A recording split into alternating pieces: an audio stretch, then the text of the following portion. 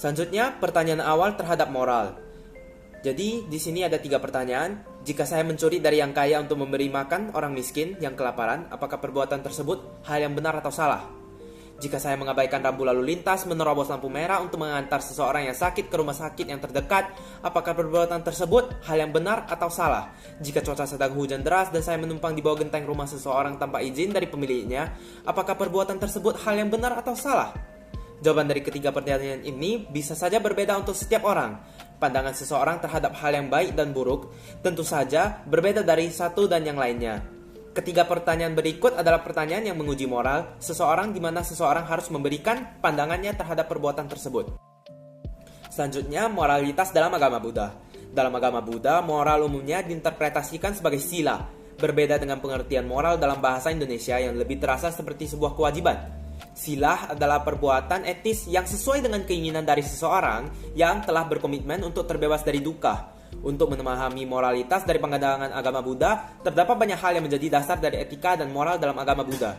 Berikut beberapa hal yang akan dibahas. 1. Tiratana. Kedua, 4. Kebenaran mulia. Ketiga, jalan mulia berunsur 8. Keempat, Pancasila Buddhis. Kelima, hukum karma. Keenam, dasa kusala kamapatah. Ketujuh, dasa punah kiryawatu. Kedelapan, dasa wida rajadama. Dan terakhir, kesembilan, Brahma Wihara. Selanjutnya, jalan mulia berunsur 8. Jalan mulia berunsur 8 juga dikenal sebagai jalan utama, adalah suatu jalan atau cara yang bertujuan untuk melenyapkan dukkha. Jalan mulia berunsur 8 seringkali dikelompokkan dalam 3 bagian. Yang pertama, kebijaksanaan yang terdiri dari pandangan atau pengertian benar dan perniatan benar. Yang kedua, kemoralan yang terdiri dari perkataan benar, perbuatan benar, dan penghidupan benar. Yang terakhir, konsentrasi yang terdiri dari pengupayaan atau pengusahaan benar, perhatian benar, keheningan atau konsentrasi benar. Selanjutnya, Pancasila Buddhis. Pancasila atau 5 aturan latihan adalah sistem moralitas yang paling dasar dan penting bagi penganut ajaran Buddha. Pancasila bukanlah perintah, namun sederet komitmen dan tekad agar seseorang hidup dengan bahagia. Pancasila ini seharusnya dapat mengurangi penderitaan dan keserakahan, kebencian, serta kebodohan. Selanjutnya, hukum karma. Dalam konsepsi Buddhis, karma dapat merujuk pada jenis tindakan moral tertentu yang memiliki konsekuensi moral pada pelakunya. Inti dari karma adalah niat mental. Prinsip yang mengatur penderitaan dan pembebasan darinya adalah hukum karma, yang sering kali dipahami melibatkan kelahiran kembali. Karma secara harafiah berarti tindakan, dan bisa juga merujuk pada akibat dari tindakan. Selanjutnya ada Dasawida Rajadama. Dalam agama Buddha, untuk menjadi seorang pemimpin, Dasawida Rajadama merupakan 10 karakter yang dimiliki oleh pemimpin yang baik. Dasawida Rajadama dikemukakan oleh Sang Buddha dalam Sutta Pitaka Khuddaka Nikaya bagian Jataka.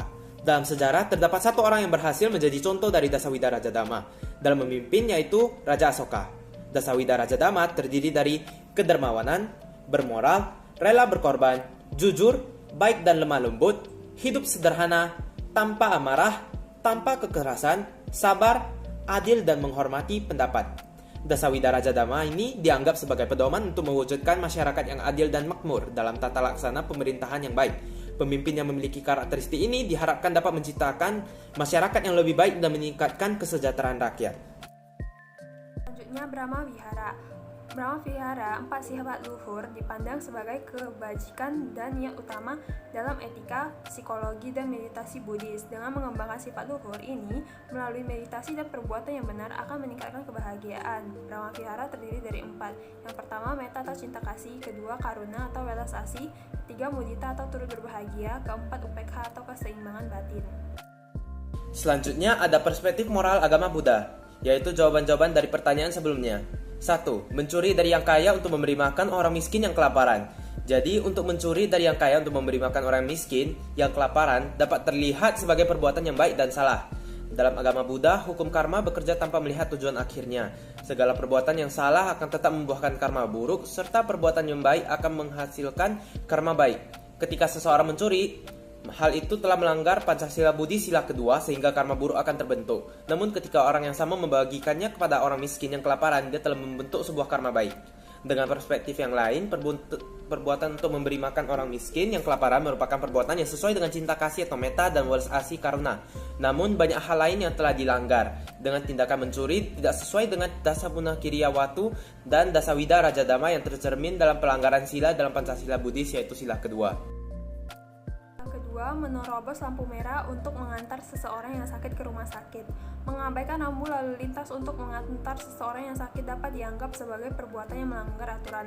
Namun dalam perspektif agama Buddha, hal ini adalah hal yang baik.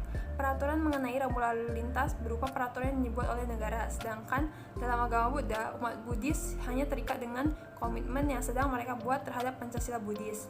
Untuk mengantar seseorang yang sakit, berarti umat tersebut telah menerapkan Pancasila Buddhis sila ke-1. Selain Pancasila Buddhis, perbuatan ini juga sesuai dengan jalan mulia berunsur 8, yaitu pernyataan benar, namun bukanlah perbuatan benar, karena dengan mengabaikan rambu lalu lintas, secara tidak langsung juga dapat mencelakakan orang lain. Dalam dasa punya kiriya vatu, hal ini juga selaras dengan pelayanan, sedangkan dalam dasa vida raja dhamma juga dapat dilihat bahwa tindakan ini merupakan tindakan rela berkorban, serta baik dan lemah lembut. Tindakan juga mencerminkan sifat luhur Brahma Wihara, yaitu cinta kasih dan welas asih. 3. Menumpang di bawah genteng rumah seseorang tanpa izin ketika hujan deras. Bersembunyi di bawah genteng seseorang tanpa seizin seseorang untuk berlindung dari hujan adalah perbuatan yang baik untuk dilakukan.